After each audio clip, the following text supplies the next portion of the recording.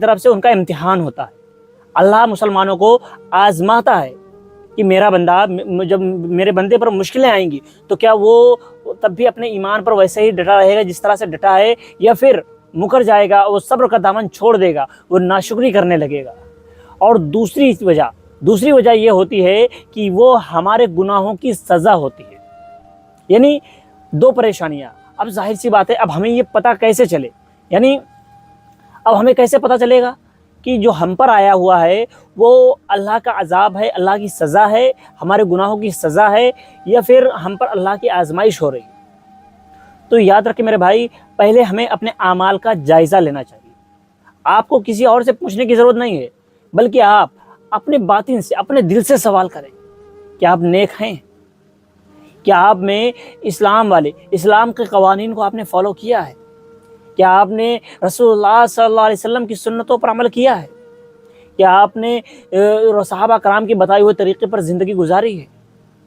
اگر آپ یہ تمام چیزیں کرتے ہیں، آپ فرائض کو ادا کرتے ہیں، نوافل کو ادا کرتے ہیں، حضور صلی اللہ علیہ وسلم کی سنتوں کے مطابق زندگی گزارتے ہیں، اور اس کے بعد بھی اگر آپ پر مشکلیں آتی ہیں، آپ کے کاروبار میں مشکلیں آتی ہیں، آپ کی زندگی میں مشکلیں آتی ہیں، آپ کی پریشانیاں آتی ہیں، آپ نیکی کے راستے پر ہوتے ہوئے بھی آپ پریشان ہیں، تو سمجھ لیں کہ آپ کا یہ امتحان ہے۔ اللہ آپ کو آزما رہا ہے، جس طرح سے اللہ تعالیٰ نے حضرت ایوب علیہ السلام کو آزمایا تھا۔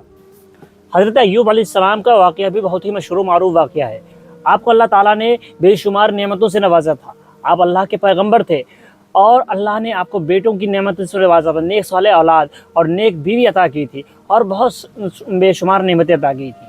تو شیطان نے اللہ سے کہا کہ ایوب کے پاس ایسی ایسی نعمتیں ہیں، اس وجہ سے وہ تیرا شکر ادا کرتے ہیں، اگر یہ نعمتیں نہ ہوتی تو وہ تیرا شکر گزار بندہ نہ ہوتا۔ تو اللہ تعالیٰ نے کہا کہ وہ میرا شکر گزار بندوں میں سے ہے۔ اس کے بعد میں اللہ تعالیٰ نے آپ پر مشکلیں نازل کی، آپ کا امتحان لینے کے لیے، آپ سے آپ کے بیٹے چھین لیے، آپ کی جو مال و دولت تھی وہ چھین لی، اس کے بعد آپ کے جسم پر بیماری مبتلا کی گئی۔ اس کے بعد بھی آپ نے صبر کا دامن نہیں چھوڑا، بلکہ صبر کرتے رہے، صبر کی مثال بن کے دکھایا، اور اللہ کا شکر ادا کرتے رہے۔ وہ دکھا دیا انہوں نے کہ ہم ہر حال میں اللہ کا شکر ادا کرنے والوں میں سے ہیں۔ اور آپ کی بیوی بھی آپ کا ساتھ نہیں چھوڑا، اس کے باوجود وہ صبر کرتے رہے۔ وہ مشکلیں تھیں، ایسا نہیں کہ وہ پیغمبر تھے تو وہ ان پر مشکلیں نہیں آئیں۔ اب کچھ لوگ یہ سمجھتے ہیں کہ بھئی ہم تو نیک ہیں، ہم نماز پڑھ رہے ہیں، ہم نیکی کے کام کرتے ہیں، اس کے باوجود ہم پر مشکلیں آ رہی ہیں۔ ارے بھائی، تم پیغمبر نہیں ہو؟ جب پیغمبروں پر مشکلیں آئی ہیں، حضرت ایوب علیہ السلام، حضور صلی اللہ علیہ وسلم تمام انبیاء کے سردار ہیں، آپ سے زیادہ کسی نے مشکلیں برداشت کی ہیں کیا؟ حضرت نوح علیہ السلام، حضرت موسیٰ علیہ السلام، حضرت ہارون علیہ السلام، حضرت ابراہیم علیہ السلام۔ حضرت ابراہیم علیہ السلام کو تو آگ میں ڈال دیا گیا تھا، حضرت یوسف علیہ السلام کو کنویں میں ان کے بھائیوں نے پھینک دیا، اس کے بعد آپ نے 12 سے 15 سال تک جیل میں بتائی، جیل کی سزا کاٹی، اس کے بعد میں بے گناہی، یعنی بے گناہ ہوتے ہوئے بھی جیل میں رہے، آپ پر الزام لگائے گئے، آپ پر تہمتیں لگائی گئیں۔ جب وہ اللہ کے نیک بندے یعنی پیغمبر، ان سے زیادہ نیک کون ہو سکتا ہے؟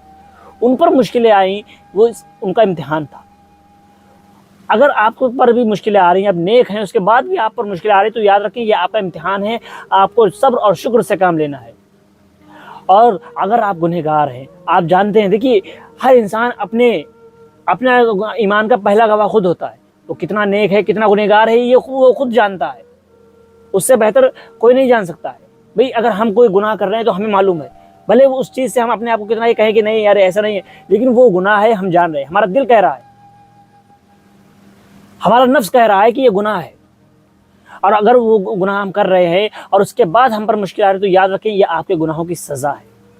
اب جیسے کہ فلسطین میں ان لوگوں پر وہ اپنے ایمان پر ثابت قدم رہے، اس کے باوجود ان پر مشکلیں آئی ہوئی ہیں، وہ پریشانیوں میں ہیں، لیکن یہ ان کے لیے امتحان ہے، وہ میدان جنگ میں ہے، وہ غازی کہلائیں گے، وہ اگر وہاں مریں گے وہ غازی کہلائیں گے۔ لیکن جو ہمارے ملک کے حالات ہیں، جو ہندوستان، پاکستان اور ہم لوگوں کی جو حالات ہیں، یہ ایسے حالات بنا رکھے ہیں کہ ہم نماز کو نہیں پڑھتے ہیں، ہم نمازوں سے دور ہیں، سنتوں سے دور ہیں، حدیثوں سے دور ہیں، حضور صلی اللہ علیہ وسلم کی سنتوں کو پشے پشت ڈال دیا، قرآن کی تعلیمات کو ہم بھول چکے ہیں، قرآن کیا ہے ہم اس کے بارے میں جانتے ہی نہیں، بس ہم نے یہی سمجھ لیا ہے کہ تعویذ گھنٹے ہی قرآن ہے، بس تعویذ گھنٹہ کرا لو بس ہو گیا۔